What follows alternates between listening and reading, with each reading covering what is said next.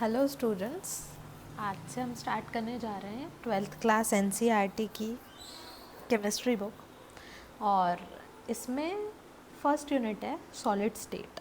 Okay, तो पहली unit पहले चैप्टर जो भी बोले हैं उसके अंदर हमें पढ़ाया जा रहा है कि सॉलिड स्टेट क्या होती है, सॉलिड्स क्या होते हैं, उनके अंदर उसका इंटरेक्शन किस तरीके से होता है, उसका स्ट्रक्चर किस तरीके से होता है, उसकी प्रॉपर्टीज़ किस तरीके से होती हैं, कितने टाइप के होते हैं, कितनी अलग अलग फिज़िकल और केमिकल प्रॉपर्टीज़ होती हैं, इन सब को पूरा स्टडी करना है इस यूनिट में। अब यहाँ पर मैं लाइन टू लाइन जाऊँगी, एक एक लाइन का मतलब समझाऊंगी आपको और पेज वाइज वीडियो बनेंगे। एक पेज का एक वीडियो बनेगा, नेक्स्ट पेज के लिए नेक्स्ट वीडियो आपको लिंक कर दिया जाएगा, देख लीजिएगा। ओके, तो इस तरीके से पूरी बुक को कवर करने का सोचा हुआ है। So will start. तो ये बोल रहा है कि सॉलिड स्टेट क्या होती है। तो सॉलिड स्टेट को समझने के लिए हमको ये पता होना चाहिए मैटर क्या होता है, जो भी हमको हमारे आसपास दिखाई देता है। ओके, हमारे आसपास जितनी चीज़ें दिखाई दे रही हैं, सिंपल सी डेफिनेशन है मैटर की कि हमारे आसपास जितनी चीज़ें जो भी हम फील कर पा रहे हैं, जो भी हम देख पा रहे हैं, वो सब क्या है, वो सब मैटर है। अब मैटर की 4 अलग अलग स्टेट्स होती हैं। कौन सी? सॉलिड, लिक्विड, गैसियस या गैस, और चौथी प्लाज्मा। ठीक है, इनको मैंने एक्सप्लेन किया है, वो वीडियो में नीचे लिंक कर दूंगी, देख लीजिएगा। अब यहाँ पर हम बात कर रहे हैं किसकी? सॉलिड की। ठीक है, तो सॉलिड स्टेट की बात हो रही है। अब सॉलिड स्टेट में क्या होता है, अगर हम सॉलिड स्टेट की बात करें तो अगर हमारे पास एक कोई भी कंटेनर है, कंटेनर के अंदर सॉलिड स्टेट का मॉलिक्यूल्स हैं, तो मॉलिक्यूल्स कैसे होंगे? एक पर्टिकुलर जगह पे प्रेजेंट होंगे। ठीक है, पास पास प्रेजेंट होंगे।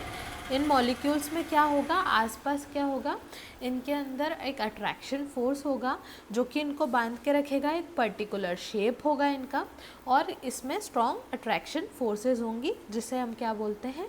सॉलिड बोलते हैं। ठीक है, अब हम स्टार्ट करते हैं इसको रीड करना। The vast majority of solid substances like high temperature superconductor, biocompatible plastics, silicon chips, etc. are destined to play an ever expanding role in future development of science. क्या बहुत सारे सब्सटेंसेस, कौन से? High temperature super conductor. High temperature super conductor कौन से हैं? जो कि हाई टेम्परेचर पे कंडक्टिंग कर रहे हैं। कंडक्टिंग किस चीज़ का करेंगे? इलेक्ट्रिसिटी कंडक्ट करेंगे और विदाउट रेजिस्टेंस करेंगे, मतलब जितनी इलेक्ट्रिसिटी हम उन्हें देंगे वो एक जगह से दूसरी जगह पहुंचा देंगे। Those are called electric superconductors. ठीक है, अब ये सुपर कंडक्टर्स बायोकम्पैटिबल प्लास्टिक्स का मतलब क्या है? जो वो प्लास्टिक जिनको हम इम्प्लांट के रूप में या हम हमारी बॉडी के अंदर यूज़ कर रहे हैं क्लिनिकली। ठीक है, सिलिकॉन चिप्स क्या हैं? सिलिकॉन चिप्स हैं जो कि टेक्नोलॉजी में यूज़ होती हैं, चिप्स बनती हैं सिलिकॉन की। तो ये सब जो चीज़ें हैं, ये सब चीज़ें क्या कर रही हैं? ये सब चीज़ें साइंस को बढ़ाने का काम कर रही हैं, और ये सारे सॉलिड सब्सटेंसेज हैं। ये सारे क्या हैं? सॉलिड सब्सटेंसेज हैं। तो इन सब की प्रॉपर्टीज़ को समझने में, हर एक चीज़ की प्रॉपर्टीज़ को समझने के लिए हम क्या पढ़ते हैं? सॉलिड स्टेट रिएक्शंस पढ़ते हैं, सॉलिड स्टेट पढ़ते हैं। ठीक है, अब यहाँ पर बेसिक स्टार्ट हो रहा है। From the earlier classes we know that liquid and gases are called fluids. Liquid और गैसेस को हम क्या बोलते हैं? फ्लूइड्स कहते हैं। अच्छा, मैंने सॉलिड की बात करी थी, यहाँ पे हम लिक्विड और गैस की भी बात कर लेते हैं। ठीक है, यहाँ पे लिक्विड ले लिया हमने, यहाँ पे गैस ले लिया। ठीक है, अब लिक्विड के मॉलिक्यूल्स कैसे होंगे? लिक्विड के मॉलिक्यूल्स यहाँ पर कैसे होंगे? थोड़े से दूर दूर होंगे सॉलिड के मुकाबले। ठीक है, ये लिक्विड कैसा होगा? ये बह सकेगा, फ्लो कर सकेगा। गैस के मॉलिक्यूल्स क्या होंगे? और ज़्यादा दूर दूर होंगे, ये मूव कर सकेंगे। तो लिक्विड का क्या है? एक फिक्स्ड वॉल्यूम है। ठीक है, गैस का कोई फिक्स वॉल्यूम नहीं है, और सॉलिड तो क्या है? सॉलिड ही है। ठीक है, अब यहाँ पर ये बोला हमने कि फ्लूइड्स हैं because of their ability to flow.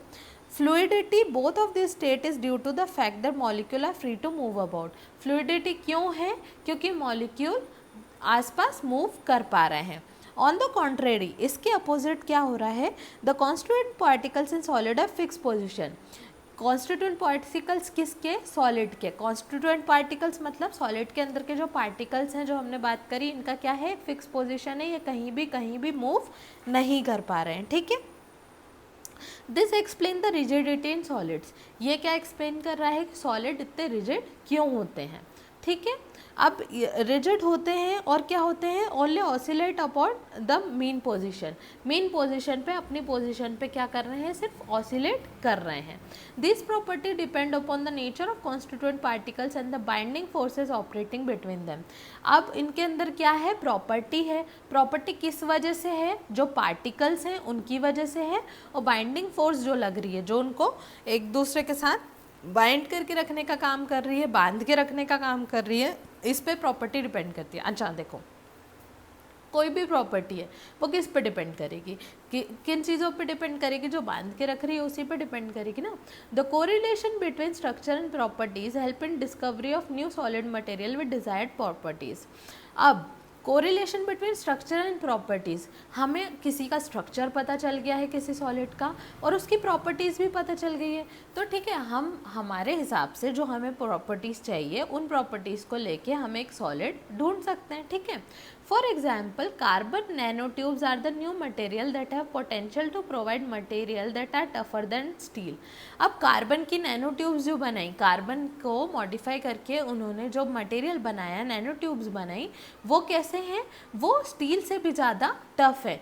तो आप इमेजिन कर सकते हो कि carbon being a non metal वो इतना टफ नहीं होता है, पर हमने क्या किया, उसे मॉडिफाई किया, उसे चेंज किया और उसे स्टील से भी ज़्यादा क्या बनाया, टफ बनाया। Lighter than aluminium and have more conductive property than copper.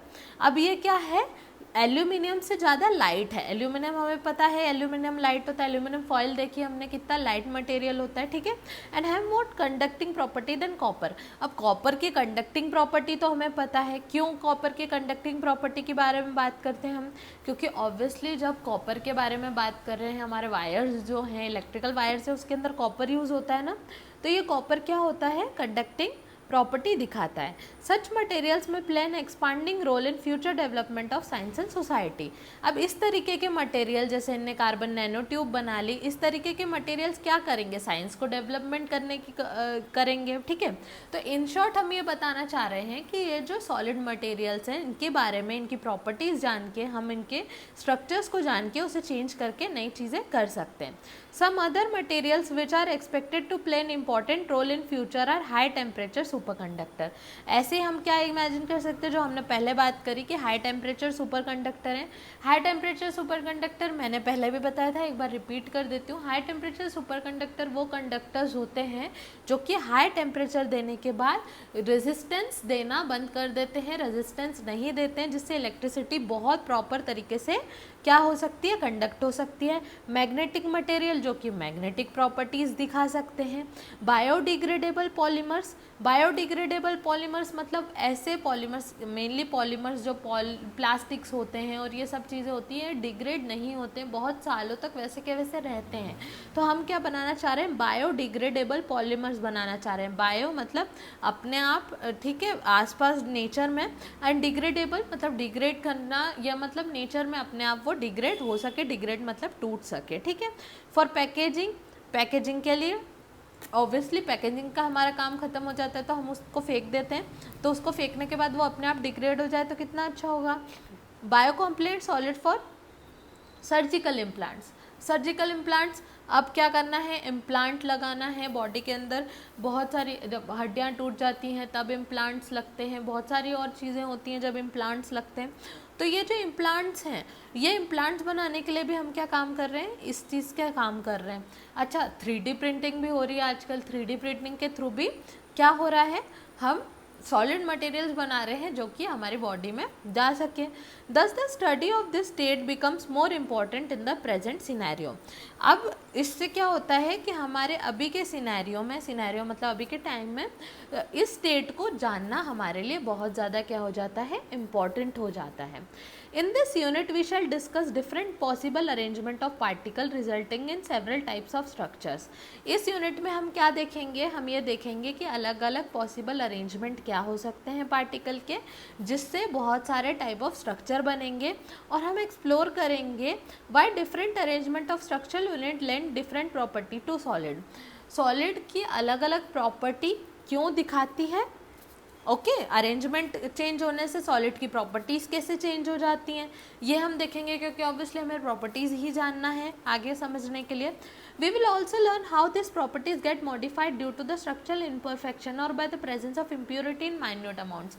छोटे अमाउंट में भी, माइन्यूट मतलब छोटे से अमाउंट में भी कोई इम्परफेक्शन हो गया, उनके स्ट्रक्चर में कोई प्रॉब्लम हो गई, स्ट्रक्चर कैसा होना चाहिए, प्रॉपरली अरेंज होना चाहिए, उसमें कुछ इम्प्योरिटीज़ आ गई या स्ट्रक्चरल इम्परफेक्शन आ गए, तो इसकी वजह से उसके अंदर क्या चेंजेस हो सकते हैं ये सब हम पढ़ने वाले हैं। ठीक है, तो इन शॉर्ट इस पेज में हमने पूरा ये ही पढ़ा है। अब अगर इसको हम कंटिन्यू करेंगे, नेक्स्ट पेज का नेक्स्ट वीडियो अभी आपके स्क्रीन पे आ जाएगा, उस पर क्लिक करके आप नेक्स्ट वीडियो पे कंटिन्यू कर सकते हैं। नेक्स्ट पेज पे पढ़ेंगे हम, और यही था सॉलिड का पूरा जो हमारा इंट्रोडक्शन था। Okay, so keep watching, keep learning और अच्छे से पढ़ाई कीजिए।